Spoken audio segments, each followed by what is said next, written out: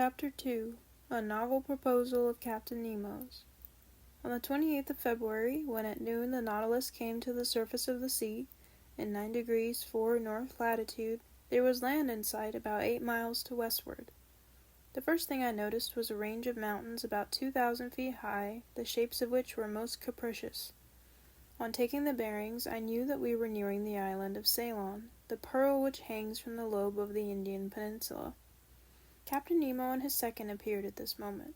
The captain glanced at the map, then turning to me, said, "The island of Ceylon, noted for its pearl fisheries. Would you like to visit one of them, M. Aronnax?" "Certainly, Captain." "Well, the thing is easy, though if we see the fisheries we shall not see the fishermen. The annual exportation has not yet begun. Never mind, I will give orders to make for the Gulf of Mannar, where we shall arrive in the night." The captain said something to his second, who immediately went out. Soon the Nautilus returned to her native element, and the manometer showed that she was about 30 feet deep. "Well, sir," said Captain Nemo, "you and your companions shall visit the bank of Mannar, and if by chance some fisherman should be there, we shall see him at work." "Agreed, Captain. By the by, M. Aronnax, you are not afraid of sharks?" "Sharks!" exclaimed I. This question seemed a hard one. "Well," continued Captain Nemo, "I admit, Captain, that I am not yet very familiar with that kind of fish." "We are accustomed to them," replied Captain Nemo, "and in time you will be too. However, we shall be armed, and on the road we may be able to hunt some of the tribe. It is interesting. So, till tomorrow, sir, and early." This said in a careless tone, Captain Nemo left the saloon. Now, if you were invited to hunt the bear in the mountains of Switzerland, what would you say? "Very well, tomorrow we will go and hunt the bear." If you were asked to hunt the lion in the plains of Atlas, or the tiger in the Indian jungles, what would you say? "Ha, ha, it seems we are going to hunt the tiger or the lion." But when you were invited to hunt the shark in its natural element, you would perhaps reflect before accepting the invitation. As for myself, I passed my hand over my forehead, on which stood large drops of cold perspiration. "Let us reflect," said I, "and take our time. Hunting otters in submarine forests, as we did in the island of Crespo, will pass, but going up and down at the bottom of the sea, where one is almost certain to meet sharks, is quite another thing. I know well that in certain countries, particularly in the Andaman Islands, the Negroes never hesitate to attack them with a dagger in one hand and a running noose in the other, but I also know that few who affront those creatures ever return alive. However, I am not a Negro, and if I were, I think a little hesitation in this case would not be ill-timed." At this moment Conseil and the Canadian entered, quite composed and even joyous. They knew not what awaited them. "Faith, sir," said Ned Land, "your Captain Nemo, the devil take him, has just made us a very pleasant offer." "Ah," said I, "you know?" "If agreeable to you, sir," interrupted Conseil, "the commander of the Nautilus has invited us to visit the magnificent Ceylon fisheries tomorrow, in your company. He did it kindly, and behaved like a real gentleman." "He said nothing more?" "Nothing more, sir, except that he had already spoken to you of this little walk." "Sir," said Conseil, "would you give us some details of the pearl fishery?" "As to the fishing itself," I asked, "or the incidents? Which?" "On the fishing," replied the Canadian. "Before entering upon the ground, it is as well to know something about it."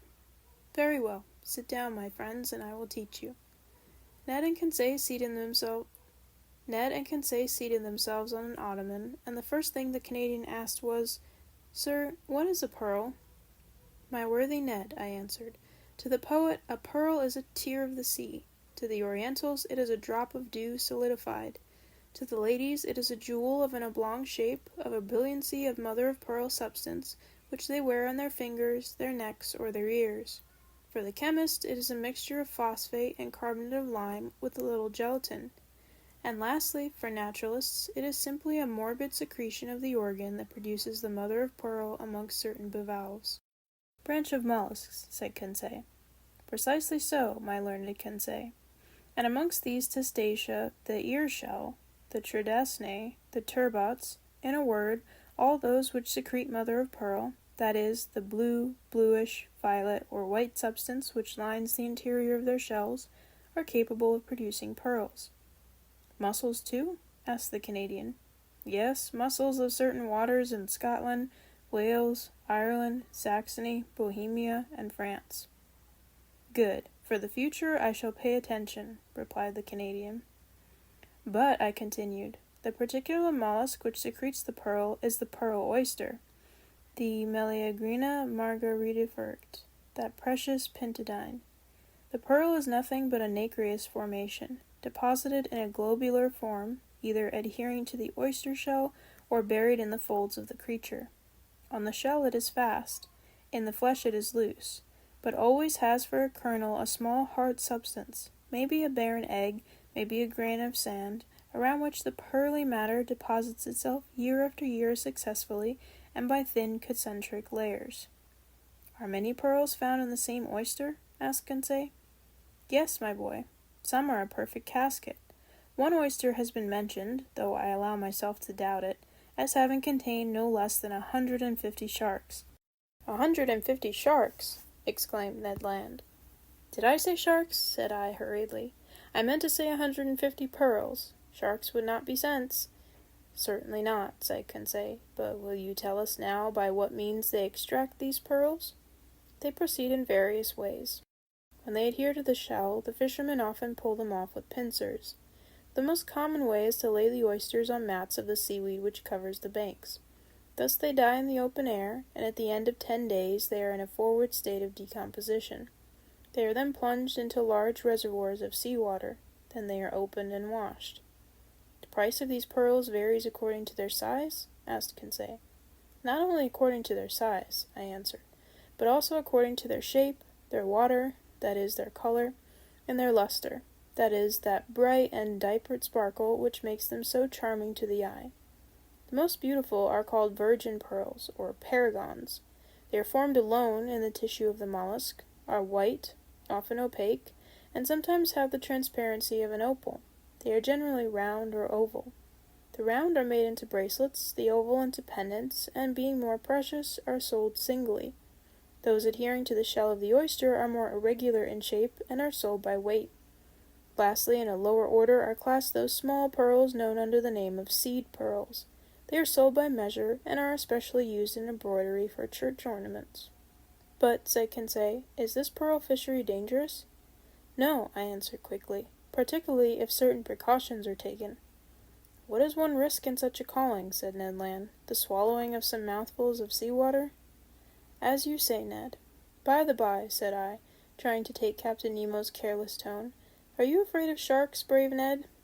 Aye, replied the Canadian. A harpooner by profession, it is my trade to make light of them.